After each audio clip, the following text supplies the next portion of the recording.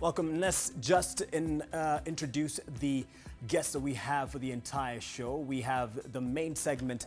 Just to begin, we'll start with Seku Owino. He is the head of legal at TheNation Media Group. He'll be bringing in some perspective on the whole discussion of those who are suspected of being corrupt and, of course, some of the reactions he got, especially after the story went big on Friday. And next to him, we have Koki Ochieng. She is a journalism lecturer at the USIU. And then next to her, we have Eric Ngeno. He is the senior director of messaging at the presidency. And we have Macharia Gaido, who is the special projects editor at the TheNation. And you also see for a different segment, and this was also big news during the week.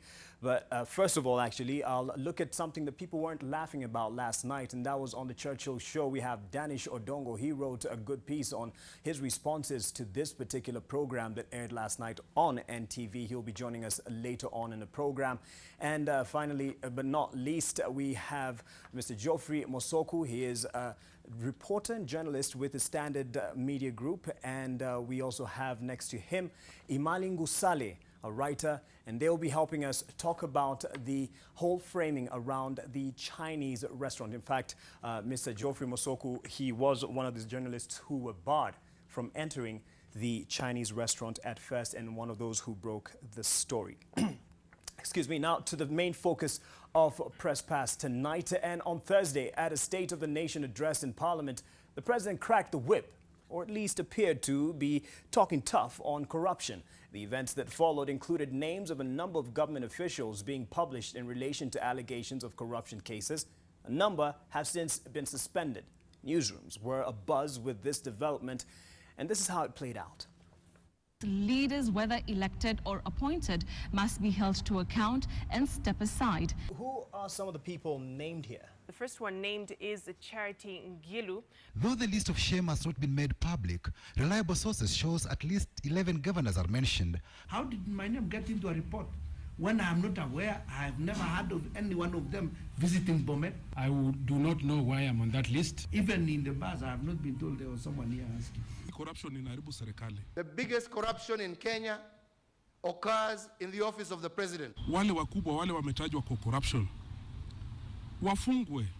My government simply will not tolerate corruption. The one unfortunate but very true fact about corruption allegations in Kenya is that they often don't amount to more than just that, allegations. Case after case, announcement after announcement, names are called out, a flurry of activity ensues, and then back to normal.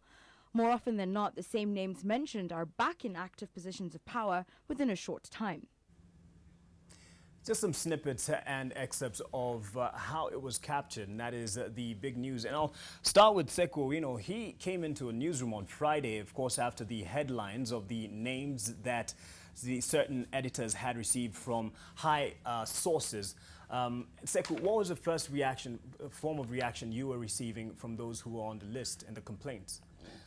Oh, as we speak now, I don't even know who's on the list yet, but I received complaints from a number of advocates acting on the instructions of people who supposedly had been mentioned and who had been published, whose identities had been published in our newspapers and broadcast on our broadcast outlets, saying, look, we know that we are not on this list, we know our clients are not on this list, where have you got that list from? And therefore, we're demanding under their right to information that we disclose the source of that list, or at least that list, because at that time it was not public yet. That's Friday.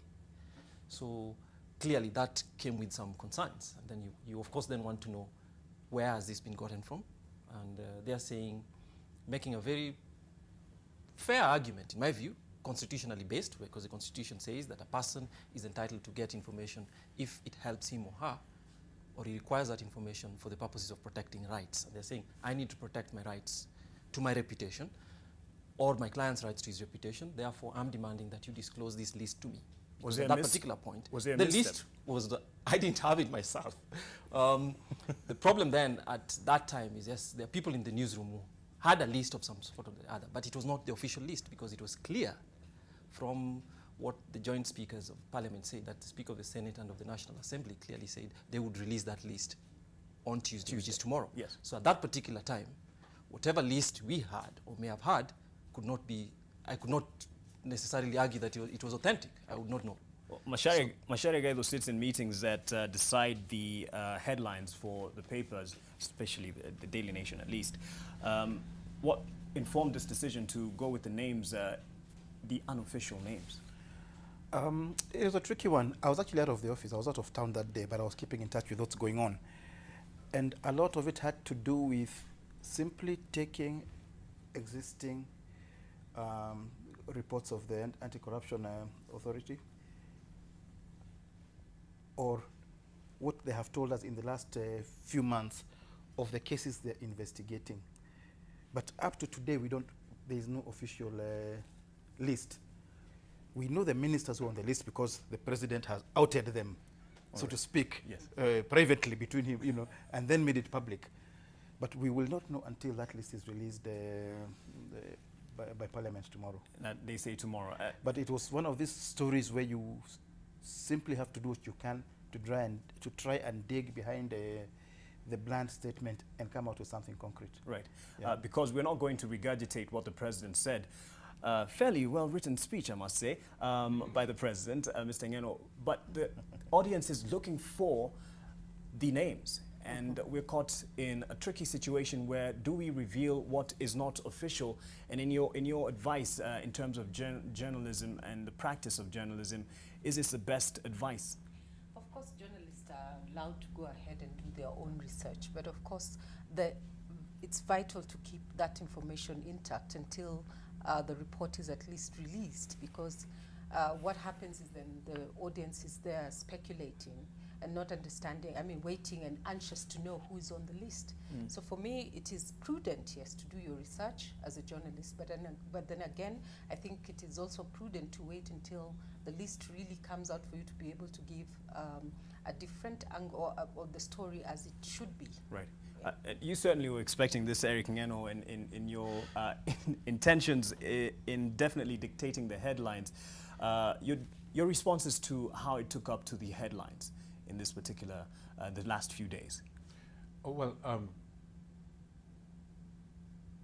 I would not say, well, the president's commitment to fighting corruption is very well known.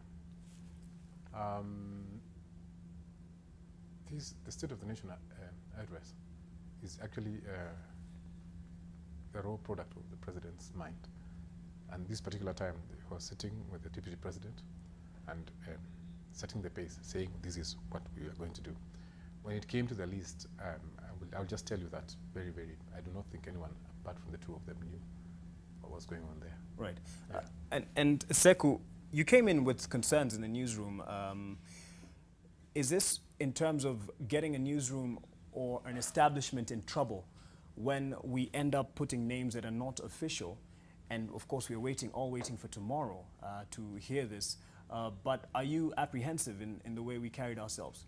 Yeah, clearly I would be, because for now I am basically I'm flying blind and crossing my fingers that all the people we've named turn out to be in the list. That's which is where I see it probably hardly professional, yes, as a lawyer, because then you have to cross your fingers and say, look, I hope this guy is on the list, because if he isn't, then I'm in trouble in terms of liability for libel, yes, among others. So what happens to you if a particular person is not on the list? What reason do you give in defending yourself as to why you included him or her, yes, on the list? Yes. You almost have no defense, basically. Macharia. I would put it this way. We have the quarterly reports of the Kenya Anti-Corruption Ethics and Anti-Corruption Commission, right, going back ages. From there we can see all the cabinet secretaries, all the permanent secretaries, or what do they call them these days, principal secretaries, and any other public official who is being investigated. Then there are the regular press briefings we get on what they are doing. We hear of a land case in Karen. They come and tell us we are investigating this ministry into these particular aspects. We hear of another case somewhere. They come out officially and tell us this is what we're investigating. So for me, the question is not who we put on the list who might not be there.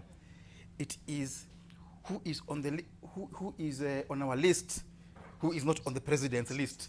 because he told us that it is from the Anti-Corruption Commission. Right. Now, if some names have been removed from what we already know and what is already public knowledge, then he might have a bit of answering to do. Right. Koki, I'd like to pick your brain on this because it's not the first time that we have an expected list, but we, as media, would release some names, and this happened during the ICC suspects. And in terms of accuracy and being factual, when you have the pressure of being the first to break the news, where do we bring in the balance, the healthy balance? I think, like my fellow journalist says, it's just prudent to do your research and, of course, tell the story first. But I would rather you tell the stories when the facts are out. It is interesting to see how it unpacks thereafter. But then I think the speech must have elicited other more pertinent issues that probably the media would have highlighted probably before actually bringing out the vibe about corruption. Right. Because now what has eventually come out is that now we are sitting in abeyance waiting for the very least, instead of focusing on the other 23 items on that speech that were very important, right, and that were of course of public interest that I think may have been foregrounded in this instance. Yes. But the research process must go on, and it's prudent to go back to these institutions and get the information, put it ready, hot ready, come out with extensive stories on what particular issues are being, these people are being accused on, so that by Tuesday we have this solid background of information, yes, that we can use effectively. Yes. And you speak of the issues that were ignored. Would you care to point out some of those that didn't get as much of the headlining as the names that we have in terms of the speech? Okay, I think with the issues that we are facing in terms of the tourism and the bans on tourism, things like Kenya is an emerging economy would have been a good story. Other aspects in terms of what the youth is doing, what the government is doing for the youth is important, and for women. I liked the idea about procurement. I mean, there were the issues of LAPSET, the issue of the port. Those were important things that probably would need light on. Why didn't we headline with this? First of all, there's a complaint when the speech started. He started on the good side, on the bright side. 50 minutes into the speech, still nothing on what people were really baying for. At least we were looking for the headlines. But why didn't these other issues make such important I think when focus? You try to pack too many things in one speech, then some things are going to get lost somewhere along the way, because a speech of such magnitude must have a focus and a theme. With the due respect to my friend here, it must have a focus and a theme. And if you try to pack a million things in it, some will fall by the wayside, and we will pick up what we think is the most important element. Some of those things will be lucky to be reduced to brief, or they might be forgotten altogether. Right. Seku, some of the issues on the constitutionality of what was being implied in terms of stepping aside, in terms if you're found to be guilty, and whether there is basis to this within law, the 60 days of stepping aside. And in your view, was there enough interrogation on these matters? I don't think so. If I was asked what to do, probably I'm not second guessing my editors, but as a lawyer, what I would have been doing is I'd be asking, why are we waiting for this list until Tuesday? The president has given it to the speakers. Why can't we have it the following day? Right. What are we waiting for? And because that's the demand I would be making. Yes. But now to the constitutional questions. First of all, people, we have the right to information. Why is this information being kept away from the public for 5 days after the president has released it? And he obviously released it for action. Perhaps Ngeno can respond to this. I don't think he can. It would not be fair to him, because the president has released it to the speaker. That's probably a question the speakers of the two houses would answer, in fairness to Mr. Ngeno. That's the first one. The second one would be, there are constitutional questions here. There is this big question about, I'd have wanted a little bit more background on what and how this report was compiled. Because when you hear people say, okay, you claim I'm in the list, nobody at the Ethics and Anti-Corruption Commission has ever spoken to me, then I begin to get serious questions there. Because then you're saying, you're asking an elected official, like a governor, to leave his office for 60 days on the basis of an allegation to which he has never even been asked to respond, even if by whatever.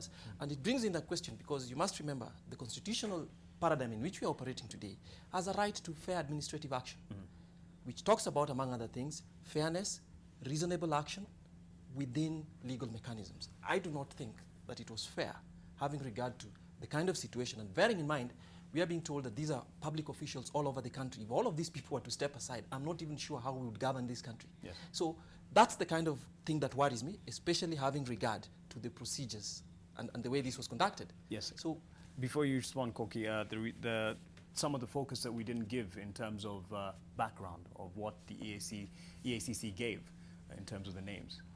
The thing is, it's what a lot that we didn't know. And I looked at the papers there, which the following day, then the day after, and the day after. And one of the things which came out is that the mystery around how that list was compiled. The president said it was given to him by the CEO of the Ethics and Anti-Corruption Commission. But it turned out that the commissioners had no idea that that was happening. So you start wondering, is this an official commission list, or is it what I might call a mpanga wa kando between the president and the CEO? And that is going to raise some serious questions. Yes. Is it an official list of the commission? Right.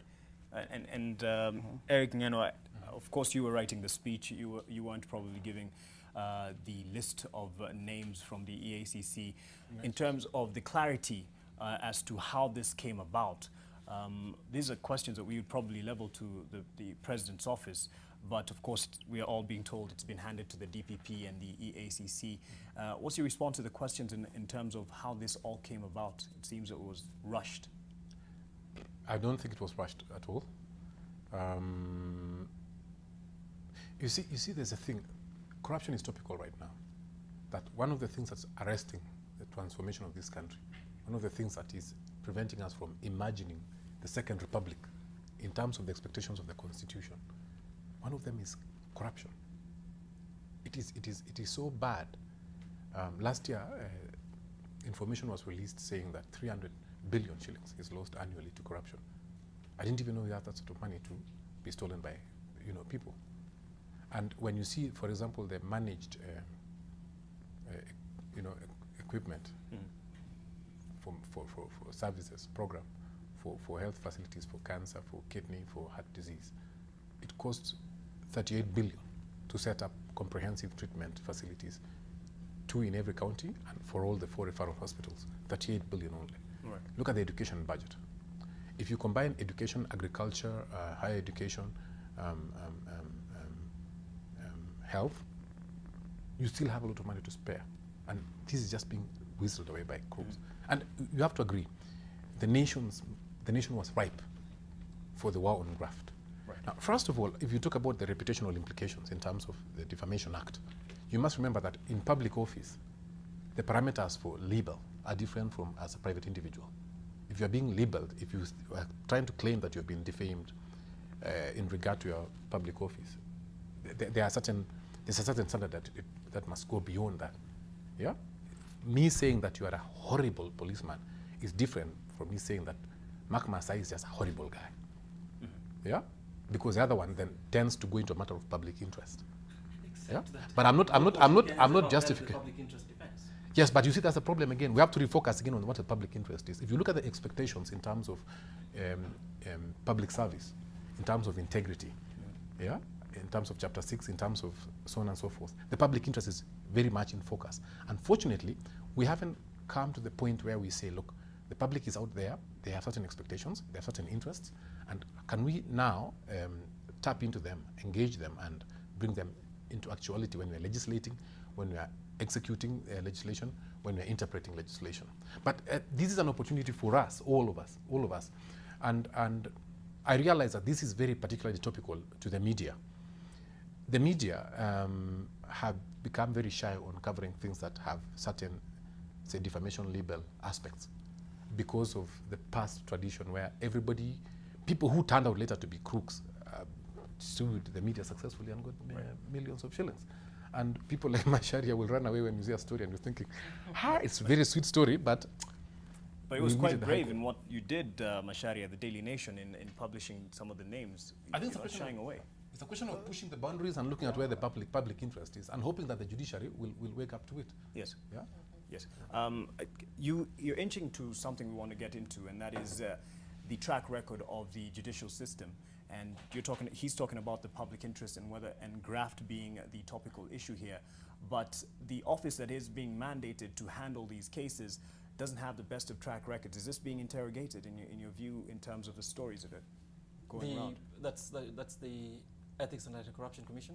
Yes. Yeah, that's part of what, and this is the problem with this, that expect, just sitting here, I'm not being clairvoyant, but expect that when these investigations are conducted, the people who will be taken to court are already packing their legal arguments. Yes. The Ethics and Anti-Corruption Commission is going to be challenged on account of what Macharia Gaither said. They're going to be challenged on their independence. They're going to be challenged, they themselves, on their integrity. Then the constitutional questions that are going to come up. It's just going to be a complete legal mess. Maybe it will help us clarify the law towards the end of it, but this is not going to be tidy, particularly if people are taken and if prosecutions ensue from it. Yeah, that's where the problem will be. Yes. May I now? I'll give you a chance. Okay. Yeah. Just to add to that, one of the things that I observed, particularly when I was in legal practice, is that somebody who is dry on substance, on a good defense, will always focus on the procedural niceties, right? Matters of form. He will not outright come and say, look, my conscience is clear, I'm innocent, I can face due process with confidence. They'll always go like, what was your mandate? Where's the jurisdiction? This article of the Constitution as read together with this section of this particular act. And then it begins to become very, very interesting. I'm sorry to say this, but it was very interesting when I saw the Goldenberg trials, which were very topical.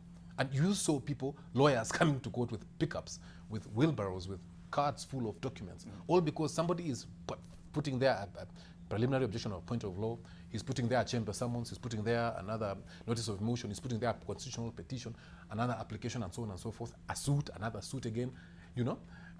Then you realize somebody is not willing to stand and say, hey, I didn't do this, bring your evidence and I will challenge it. Right. But they're willing to go around and split hairs and waste everybody's time. Now, there is that aspect of it. There's that aspect of it. There's also the aspect of the fact that we are trying to develop institutional capacity as a republic. Yeah? We're trying to develop the capacity of all our institutions. So and we are going to rely on them as, for better or for worse. For instance, EACC, it may or may not have its own issues, all right? But we are mandated by the Constitution to receive what the product comes from them, for better or for worse.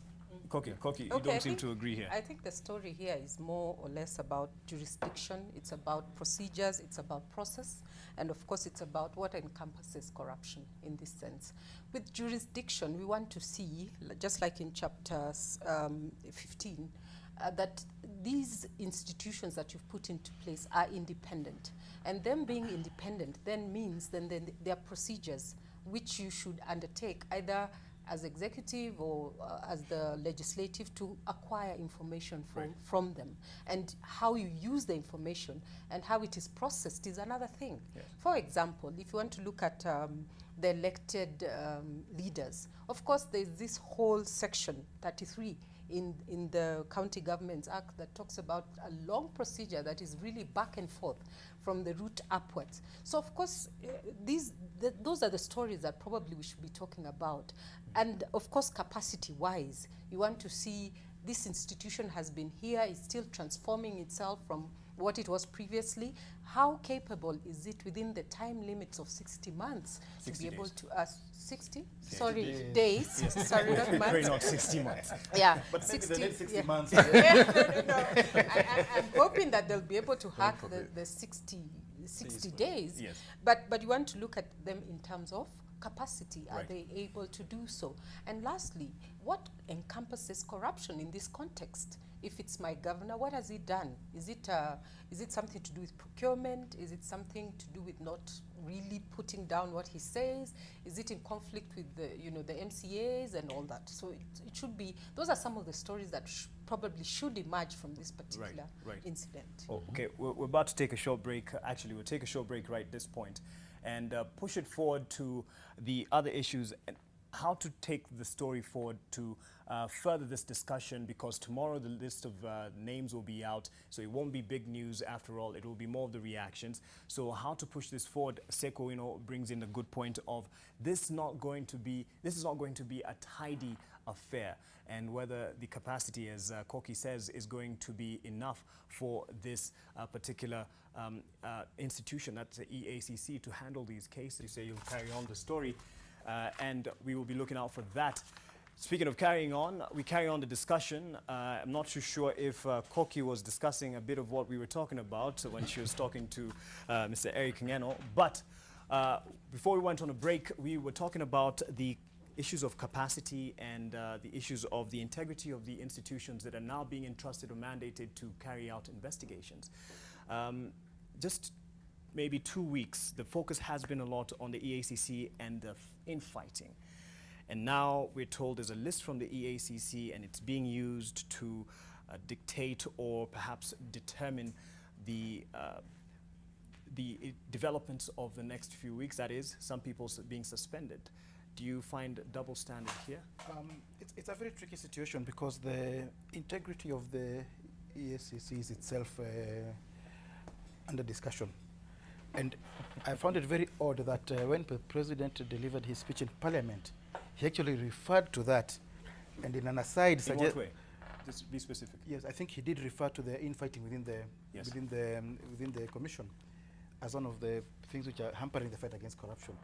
And in an aside, not in his written speech, he suggested that Parliament should sack them. Mm-hmm. Now, this is the same institution you want to investigate and prosecute these corruption cases. Yes. So that will create a problem. The other thing is that there's a lot about the capacity of both the EACC and the Director of Public Prosecutions in terms of driving investigations and prosecutions to a logical conclusion. The history of anti-corruption efforts in Kenya is failures at the investigative and the prosecution stage. Shoddy work all the way from the beginning to the end. If you present a shoddy case to a judge, he'll throw it out. Right. Of course, the judges in Kenya also have a tendency of making some very strange judgments. I think it's the only country in the world where you can be you're being investigated for a crime and you can go and get an injunction against being investigated. We saw that with Goldenberg and with Anglo-Leasing. So I don't know how it's going to play out. But yes. I think the key thing is that we must go beyond now these stepping aside or suspensions or whatever they are. Until people are tried and convicted, we cannot say we have achieved anything in the fight against corruption. Right. And Eric, yep. Just a response to one of the things that the president mentioned. I'm not too sure if it was in the speech that you and the team wrote for him, and that is referring to the divisions within the EACC. In your advice to the president and perhaps in the communication from the presidency about the EACC, doesn't this then show lack of confidence in this very institution that is going to be mandated with investigating? No, I think we need to take everything in context as I think it's important. When you deal with such a matter as corruption, there is a tendency for us to focus on sideshows and forget about the issue at hand. And it spreads the entire spectrum, media, political class, and all the other commentators. Let me give you an example. The other day, Ferdinand Waititu's name came up in connection with the by-election in Kabete. And people say that he has been stopped by the court because of integrity issues. But if you look at the judgment of the court in that particular case, the court actually said that it was not considering his integrity. Right. He just said that the due process of, had not been done. But it did the singular thing of making sure that it said that it was not making a finding on his integrity. On the other hand, for instance, there is a person who has been found by the court to have lied under oath, accusing a cabinet secretary of corruption. If you look at Najib Balala, he's been sued by some organization, some company, where Jacob Juma is a director. And Jacob Juma was said that he did not go to court with clean hands because he essentially made false statements.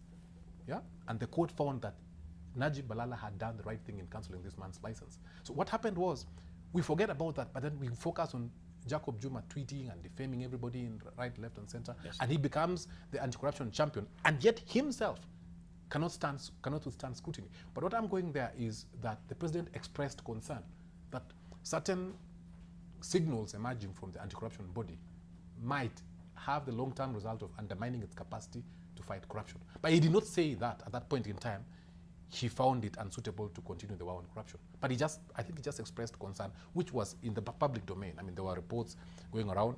Whether those reports were accurate, whether, I mean, as usual, we have the usual thing. Then again, I want to bring this, and I think I should challenge my friend Seko here. He's an in-house lawyer. So his first brief is to look out for the corporate interest of Nation Media, particularly with regard to, because he's in a communications environment with libel and so on and so forth.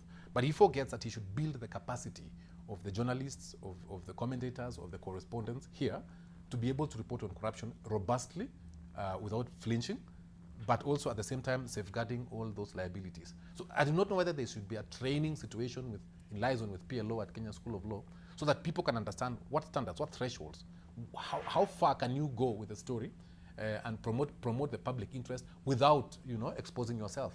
We have not found that fine line yet. So either they are too afraid or too reckless, if you've noticed. Yeah. Seko. I disagree with him. But if you remember, Machare would agree with me that if there's something that to do with one of my main briefs, I'm not just head of legal, I'm also head of legal training. Yes. Which means we train journalists. The problem is I face a very practical problem.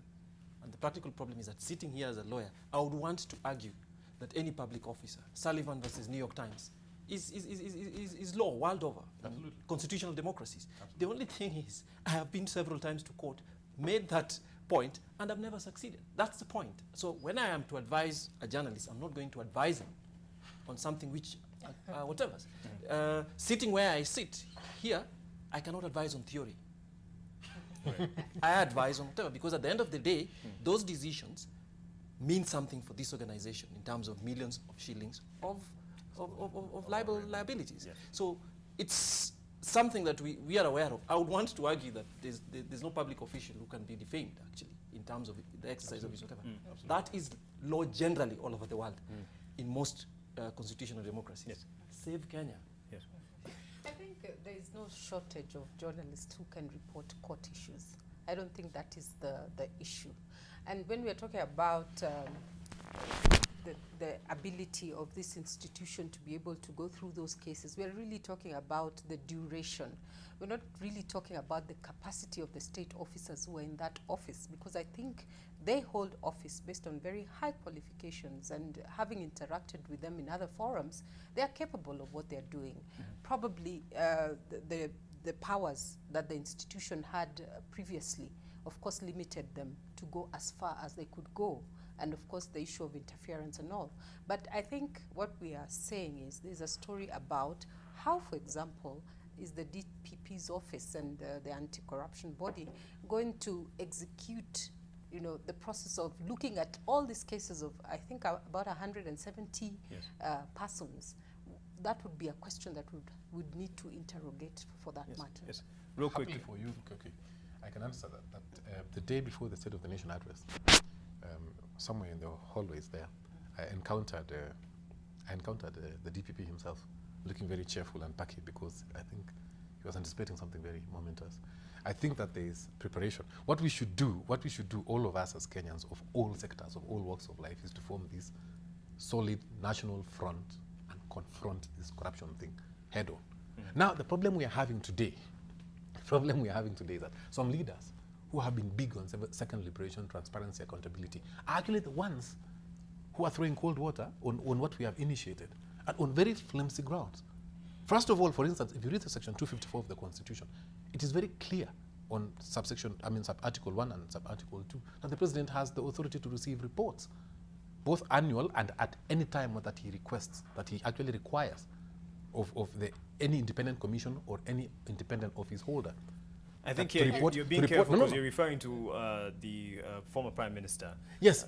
Why am I referring to him particularly? He becomes topical because he then comes and says, look, he's becoming a cruel joke. He says that then he's a fraud on the people of Kenya. What happened in Kisumu the other day?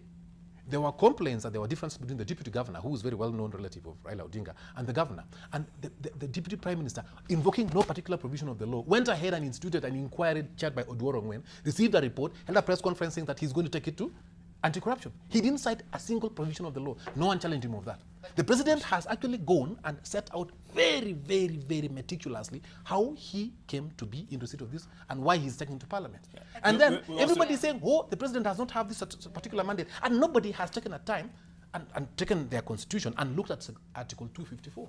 Yes. Why are we doing this? Are we trying to sabotage ourselves as a country? Let's also be clear that, as you pointed out, Foseku, you're holding brief for the president's office. Yeah. And I think Eric is being sensational about what we are saying. Yes. Oh, okay, but I think the issue is, insofar as he's able to receive the reports, we appreciate that it is within his mandate to do so. But we want to see that even as he's doing so, that he's strengthening the institutions that are in place. Yes. Yes. I think that's the issue. I think this one area where I will agree with Eric, and it's actually the theme of my my column for tomorrow. What I'm saying is this: we have been all over the place challenging the president on corruption. Now that he has acted, why should we second guess him? Let us wait and see how the process goes. Then if there are questions, we can ask them. And really, and I did refer to Raila, because I said here he has lost it. Here he has lost it. He should be praising the president for what he's doing, but also warning him that if he does not go to his logical conclusion, then putting him on notice that this must not be a PR exercise, it must not be a joke, it must be pursued. You talk of something, and it comes in discussion because we're told to all collectively support this new move. But given the background that we know of our legal processes, Seku, then a journalist who wants to question the legitimate fight on graft, given the background and the, you'd say, the infrastructure that we have judicially, where do we start off? In interest of Kenya? I'm going to disagree with them that because as much as we want to fight corruption, we have to fight corruption in the proper and the legal way. Because these people who are on these lists, I don't know, the people who are perpetrating corruption are not the Johnny on the street. Okay? They are packing their legal arsenals. So why give them these extra chocolates for race? Try and pack these things so tightly in law so that they don't have a reason to get out of it. If the body that supposedly is supposed to investigate them itself has questions, then I think you need to step back and say, hey, I want to take this report, but I need you guys to clean house fast, so that you give me a proper foundation on which to mount this fight, for instance. So, because they're waiting. The corruption people are waiting, and they're waiting for missteps of this particular kind, and that's what they'll hatch on, and we'll be in court, not 60 days. These things will be in court for 6 years before these technical decisions are made. And that's why I would urge caution. Let's not let the end here justify the means. Here, constitutionally, we have to get both right, both the means and the end. I think I agree with him, and I would like to caution the media to safeguard the trajectory of this story. Where is it going? Is it going back to, the ethnical argument, or do we want to stick with the issue? The issue is corruption.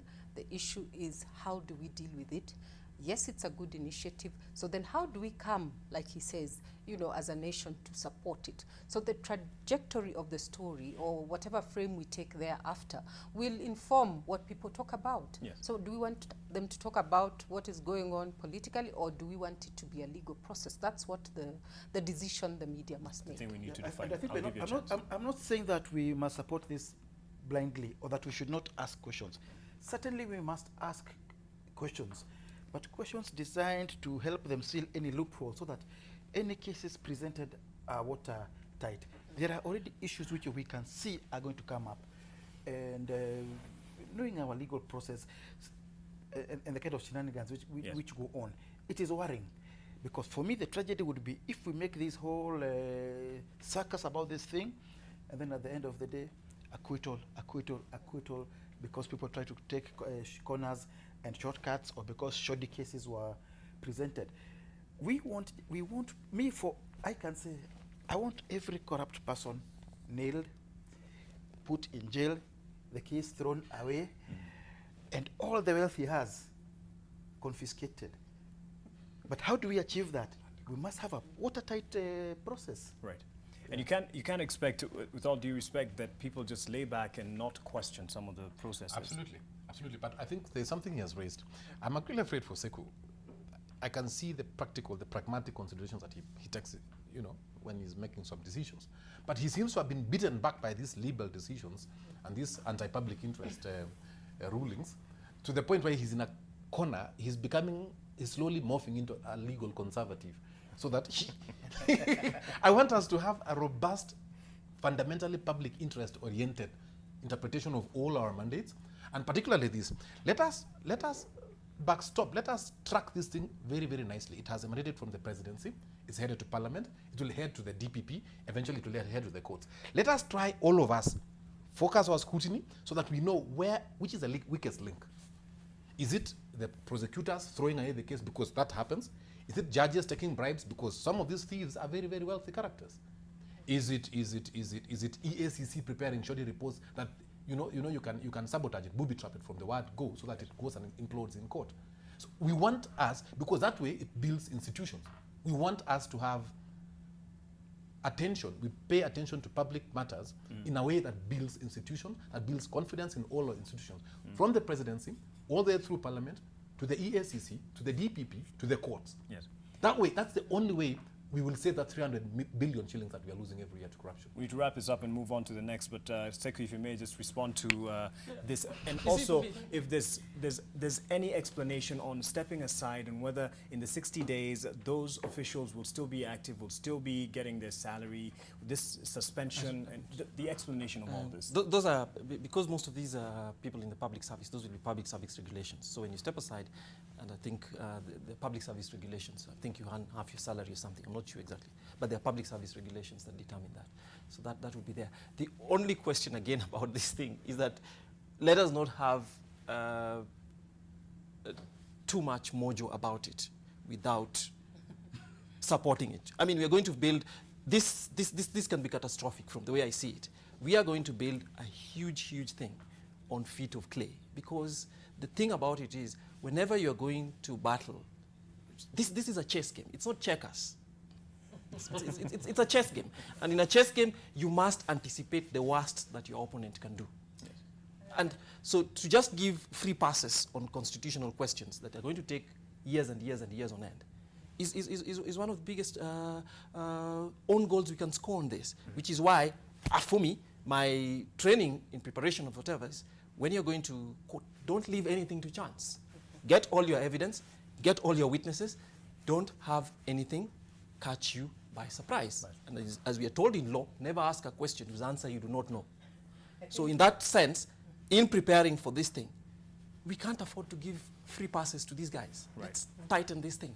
I think the legal talk here is getting... I think they're on the same side. Yeah, they're on the same side agreeing. Yeah. But I think what's important is if the Constitution is what will guide us, then you find a lot of the processes will be legal in nature. But I think what Eric is alluding to is the idea that, there's a spirit. There's a spirit of the law that should talk to the conscience of those who are in leadership to be able to behave in a manner that is likely to let the process flow and, of course, get to a termination. All right. And speaking of termination, we have to terminate this discussion real quick, and then Macharia. Two things. First of all, the reaction of the county governors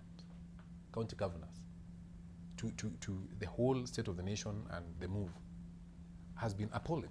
And we should all be worried, because these people have command of colossal budgets, and they actually hold certain clout in trust for the people of Kenya. These people didn't say that all of them are clean as law or that there is no corruption in their governments. They say the president has no jurisdiction, which was a lie, to do what he did. Right? But they were essentially saying that Mutadu, we have an elaborate process and we're going to stick. We're not going to budge. Mutadu, number one. Number two is that I think if we have this conversation as intensely as we ought to, we actually start seeing some fundamental change. For instance, when it came to security, there came a time when the weakest link in, say the fight against terror seemed to be the courts. Every terrorist, suspected terrorist, there's one particular case where somebody was given bail, and while out on bond, he went and bombed some people. But later on, when we had this conversation, we don't have to confront each other and say, oh, Mutunga is not doing his he's not pulling his part of the rope. Yes. We just have to tell him, hey, let's all work for the same country. Right. So even in this war against corruption, you will be surprised, for example, in terms of libel, in terms of disclosures, right to information, in terms of convictions and so on and so forth, and expediting the process within that 60-day mandate. A, the DPP should be able to tell us in a very short time whether he has confidence that he can do that within 60 days, right? And B, we should start seeing from the courts rulings that actually make a conscious mention, yes, an analysis of the public interest and expectations that go with it. Besides your column tomorrow, what else should we be looking forward to? And of course, the names that are coming out officially in terms of the trajectory, as Koki says, the trajectory of this story. Well, obviously, we are looking forward to the names. And for me, it is what next? 60 days is a very short time. Those guys were given 60 days to conclude the investigations. And if they don't conclude in 60 days, what happens? Do we take it that then those guys are absolved? If that is it, then the whole thing has been a setup, yes, set up for failure. And until we actually see guys charged, competently charged with competent investigations, then I think we should be very worried. I don't know whether we need to do something immediately at this stage to beef up the capacity of the prosecutions and the investigations. Whether it means calling in Scotland Yard or the detectives from Australia or New Zealand or wherever else. But there are serious capacity problems that, and also integrity issues. And we should set the agenda on and, this. and I think really, if we drop the ball on this one because of incompetent investigations and prosecutions, then the whole thing will have been a charade. Right. And we will have lost it forever. Right. Thank you very much. There's a gentleman downstairs who's waiting for a quick response to the Churchill show last night. So I'll thank you and wrap this up here. Thank you, Macharia. Thank you, Eric, and Koki, and Seku Owino.